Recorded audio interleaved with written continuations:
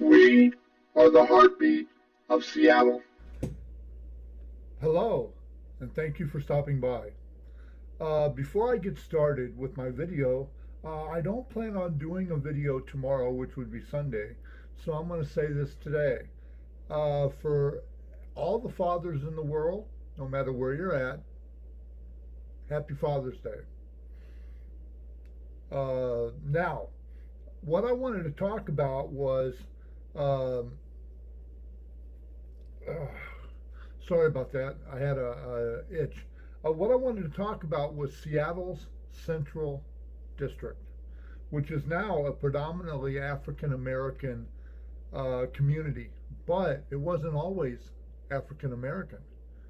They're saying now that a lot of the African American community is being pushed out due to regentrification, urban renewal, where you build something up, then somebody else sees it and likes it, and then they want to push you out so they can take over.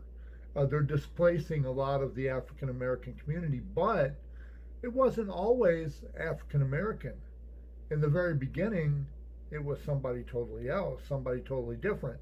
And then the African American community at no fault of their own, because you got to live somewhere, and somewhere is better than nowhere. So they moved in to the neighborhood, and then they kind of pushed the other folks that were there out. So the same thing that they did, not of their own fault. I'm not saying that they did it on purpose or anything. It's just something that happened. But with this now, with the urban renewal and urban expansion, when you say urban, what you mean is that businesses like the area, so they bring in businesses, which raises the property value, which then raises the rent, which a lot of people that live there are not able to pay the rent, and therefore they're being forced out to somewhere else. But a little history. The Central District, or the central area of Seattle, lies midway between the Central Business District and Lake Washington, and is the city's oldest surviving residential area. Sometimes known as the Central District, or affectionately by African Americans as the CD, or the Colored District. It is bounded by East Madison on the north, Jackson Street on the south, and 12th Avenue on the west, and Martin Luther King Drive on the east. Early development. During the mid-1800s, the area was logged off, and it created an ideal location for residential development because its proximity to Central Business District. Logs were slid directly down Skid Road to Henry Yesler Sawmill, which I guess that's Yesler Way. This road was later named Mill Street and eventually became Yesler Way. See, that's what I told you. In 1870, a large block was platted by N.B. Knight and George and Rhoda Edis, which encompassed roughly 40 blocks from 10th to 20th Avenues between Cherry and Union Street. With the cleared land and the arrival of cable cars around 1888 to tackle the steep hills, old and new settlers began to build homes and to establish culturally rich communities in the area. Architecture. The central area contains the city's oldest housing stock, most of which was built in the latter half of the 19th century. Types of housing include pioneer houses, the classic box, Victorian style, company cottages, bungalows, and low-rise apartments. A drive through the district is a drive through Seattle's early architectural history.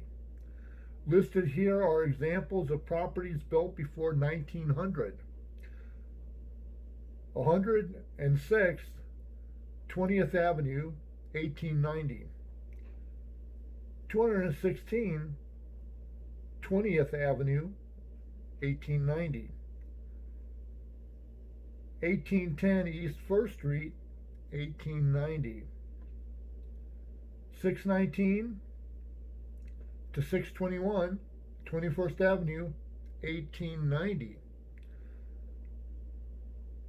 1428 25th Avenue, 1890.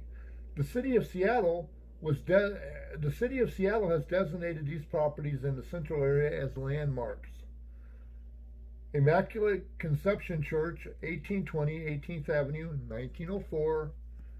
Old Firehouse, number 23, Camp, 722 18th Avenue, 1909. Victorian House, 1414 South Washington Street, 1900. Langston Hughes Cultural Arts Center, formerly Bicker Cholam Synagogue, 104 17th Avenue, 1912. Langston Hughes. Sounds nice. 23rd Avenue House Group, 812 to 823 23rd Avenue, 1892 to 93. 1892 to 93.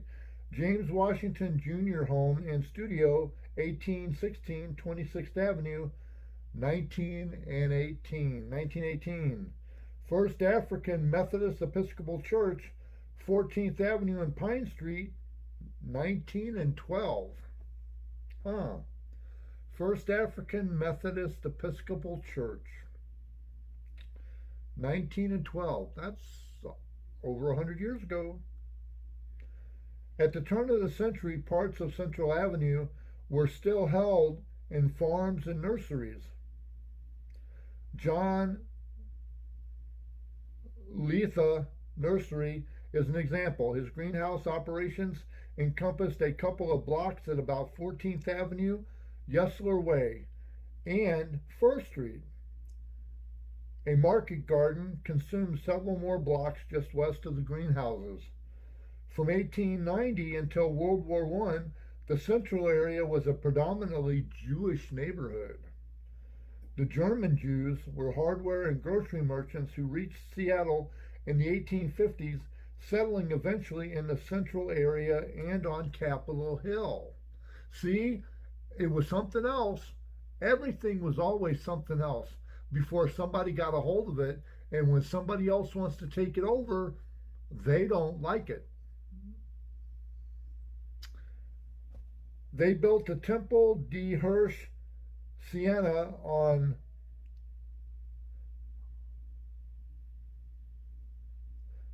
on 15th Avenue and Union Street in 1907. I think that's the Temple de Hirsch Sinai. Sinai. Sinai? Anyway, it offered monetary and social assistance to the Jews from Poland and the Mediterranean who arrived later on. The Polish Yiddish-speaking Jews were the next wave of immigrants, and they built kosher markets. How could you not like a kosher market, man? I mean, they have like the best food, and they make great sandwiches. They have great pickles. Yeah, I mean, everything about a kosher deli and a kosher market is just like the coolest thing. Now African Americans, they have a lot of really cool markets and delis and foods and stuff. Yeah, they do. A legacy of the Scandinavian presence in the St. Johannes Dankst Evangelistic Lutheranesque Kirk on 24th East Spruce. If I got that wrong, forgive me. I did not mean to. It was in 2001 the Eritrean Community Center and Church. The first Danish community was established in 1890. In 1914, 40 Danes met at the Danish Brotherhood Hall, Washington Hall now, at 14th Avenue and East 1st Street for the purpose of formally organizing the congregation. The church was dedicated in 1926. The video that you've just seen is part one of a whole video, which originally was 20 some minutes long. I cut it into 10 minutes so it'd be easier to listen to. It is on the history of the Central District in Seattle. Right now, there is a lot of things going on with the African American community that have thrived there for a very long time, since before World War II, actually. And now, because of urban renewal, the prices of rent have been going up because the property taxes have been going up. So, anyway, if you have anything to add to this section of the video, please put it in a comment below. Also, if you'd like to give me a thumbs up, hit that button. Also, if you want to subscribe, hit the subscribe button.